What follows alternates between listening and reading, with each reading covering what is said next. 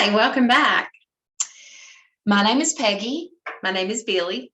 and we work for the Madison County Public Library System in North Carolina.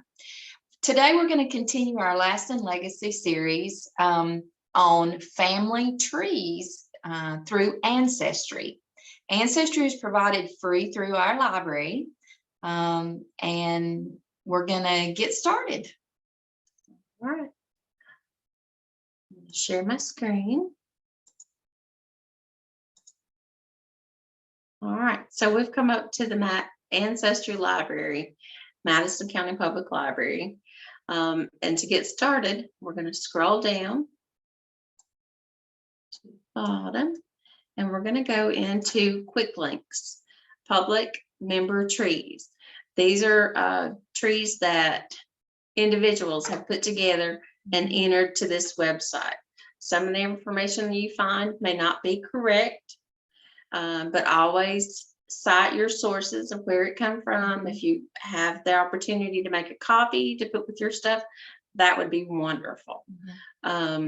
Because sometimes people just pick the wrong one and it leads them down the wrong path. Right. But if you have documentation, just to back up where you're going, and that way you know you're on the right path. So I believe Peggy is going to look up one of her ancestors. We're going to look at my grandfather today, and his name was Isaac Worley.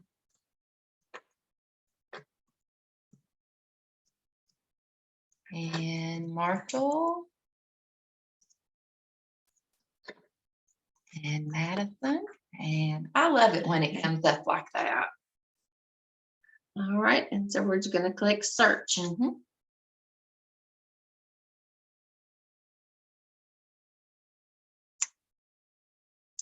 Okay, as you see, it says public member tree. There are some that are private, but it will, give you a link of where you can contact the person to have access to their tree. And sometimes they will, and sometimes they won't. It just depends on the person and how private they want to be. Yes. So the ones that we see here are public. So any of these you click on, it will take you to their tree and the member information that they have. All right. So Peggy, which one would you like to check today? Well, I know my grandfather's middle name is Layfate, and I know that he was born on February 26, 1904. So the very first person is the correct one. So let's go with that one, Billy. Okay. So it belongs to John Orr family is the name of their tree. It has 11 attached records and 17 sources. So this one sounds like a good source to try. Yes, it does. So we're going to click on this one. All right. So it comes up with the person's name, birth date, death date, and where they lived. And then as we scroll down, it gives other information. It also lists your ancestry sources, like if they were in the census records, other family trees, death certificates, death indexes. This one also gives a Social Security death index, military cards, and find a grave, which we'll talk about later in this series. Yes. It also gives the Social Security application and claims index, which is a great resource. It is. And then off to the side, it lists spouse and children. And then it also gives his parents. And those parents are correct. His dad's name was Joseph. There was no middle initial, so I'm not sure where they picked that up at. But that is his correct name, and that was his wife, Sarah Elvira, and we all called her Sally Jarrett. So those are correct. If we scroll on down to the spouse, my grandmother's name was Luella, but she actually went by Eller. So I know that it says Ella there, but there's actually an R on the end of that. Is what everybody called her, and she was a Randall. It goes on down to list their children, which my daddy, as you well know, if you've watched this series, is Ray. And these are his brothers, and he had 2 sisters, and they both are listed too. I still have uncles that are living. So this looks pretty correct. There's a few things that are not, but it looks pretty correct. So we can go on back to the top of the page. Let me mention while we're here, this says private, which means they're living. So this is to protect their privacy. Right. All right, so we'll scroll back to the top. And if we click on Joseph A. Worley, that should take us to my grandfather Isaac's dad's page. So it will list basically the same kind of information. They'll cite the sources that they have, the parents, the spouse, the children.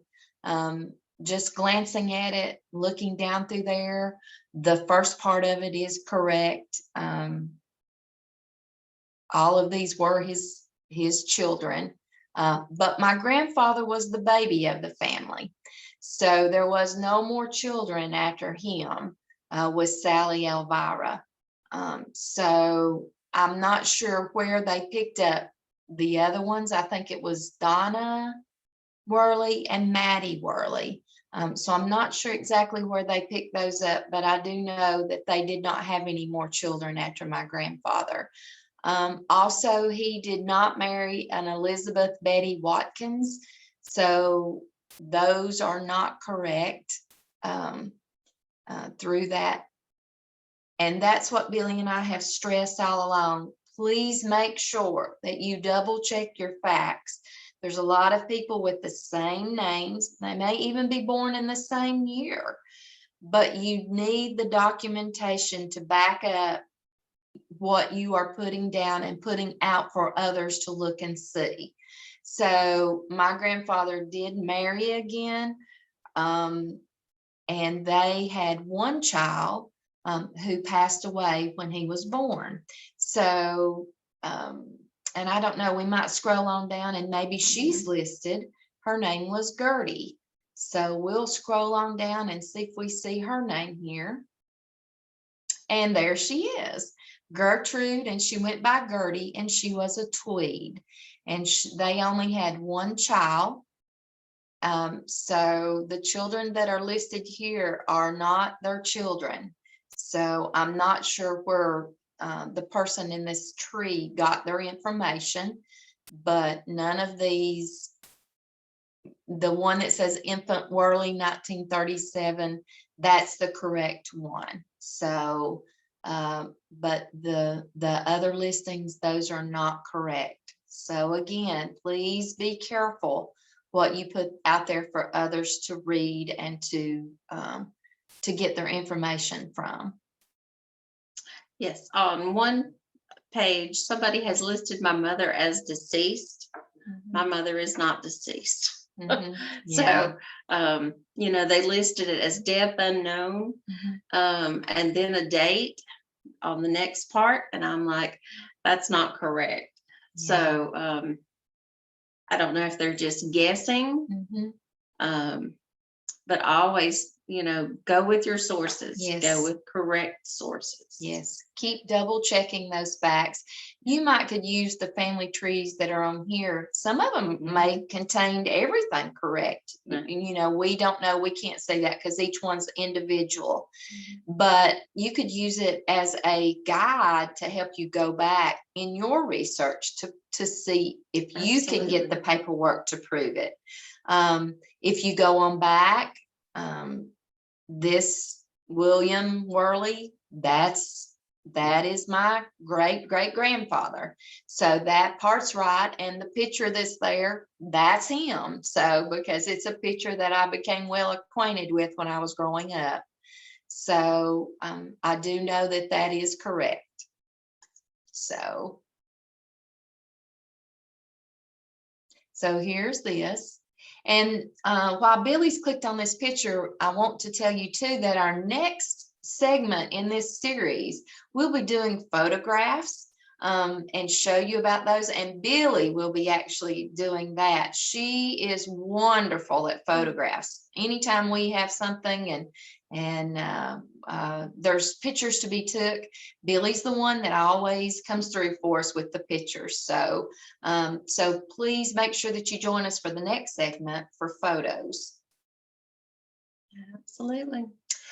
Well, this will give you a brief, viewing of this. Like I said, please go in, explore, look around. You can keep clicking on those links, and it will take you on farther back if that person has researched on farther back. This particular one, the names all the way back to, I believe it's 1642, are correct. And with what I have found in my family history. So they've done a good job, but there's just a few places along the way that the names are not correct, or they've added some that are not in the tree. So, but like we said, research, ask questions, have a good time doing this. So that's what we want you to do. We want you to enjoy researching your family. Absolutely. And so until next time, take care. bye.